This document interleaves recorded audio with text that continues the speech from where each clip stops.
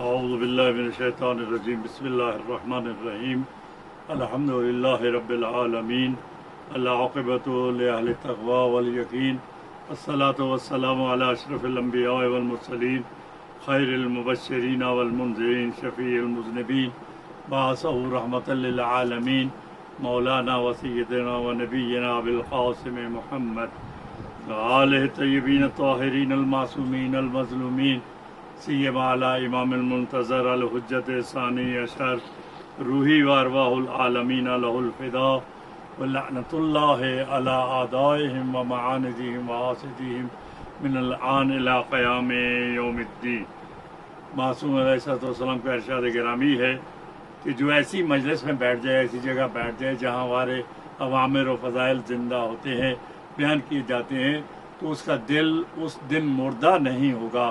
جس دن دنیا کے دل مردہ ہوں گے۔ اور وہ کون؟ روز محشر ہوگا۔ محشر میں جب مومن جائے گا تو زندہ دلی کے ساتھ جائے گا، اس کا دل زندہ ہو جائے گا، اس لیے کہ اس کے دل معارف اسلامی سے پر ہوگا۔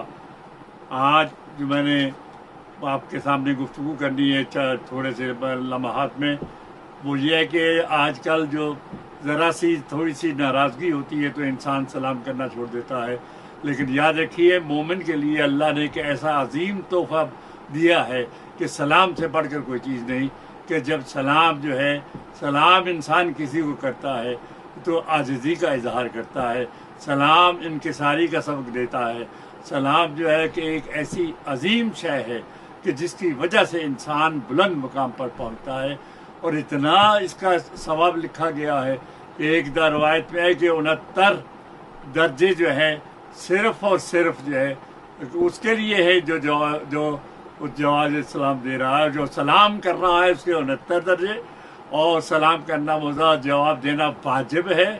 جب آپ سلام کرتے ہیں تو 69 درجے کے مالک بن جاتے ہیں آپ، اور جب جواب دیتا ہے کوئی تو وہ 1 درجہ اس کو ثواب ہے۔ تو آپ دنیا حیران ہو کے پوچھتی ہے کہ یہ کیا بات ہے، جواب دینے کے لیے 1 ہے۔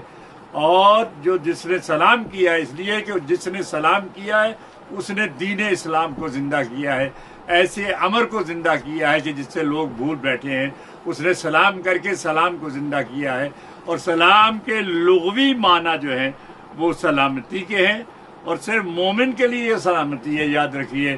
مومن کے لوگ آپ سلام کریں، اور مومن کو سلامتی کے ساتھ اس کو آپ خطاب کریں۔ جب آپ اس کو سلام علیکم کہتے ہیں تو گویا کہ آپ نے اس کے لیے ہر قسم کی سلامتی مانگ رہے ہیں، یہاں تک کہ جب آپ کوئی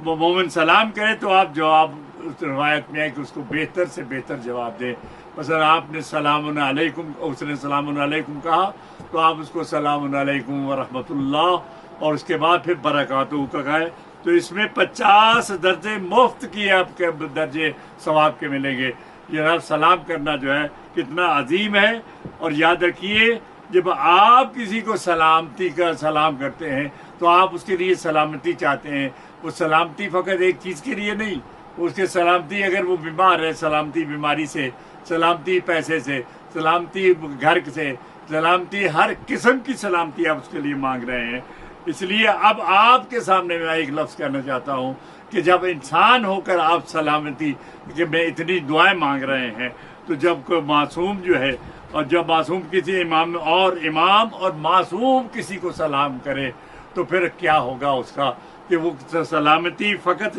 جان کی سلامتی تک محفوظ نہیں ہوگی، تو اس میں کس کس کی سلامتی ہوگی؟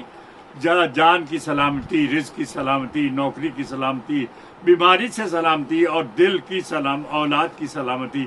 تبھی تو میں کہوں گا کہ اگر آپ مولا کو بار بار سلام کریں تو پھر کتنی سلامتیاں آپ کو ملیں گی۔ اور پھر اگر انسان یہ کہے کہ میں مولا کو سلام کرتا ہوں، جواب سلام نہیں ملتا، ہو سکتا ہے آپ کے کانوں پر پردے پڑے ہوں اور آپ سلام کو نہ سن سکیں، جواب سلام کو نہ سن سکیں،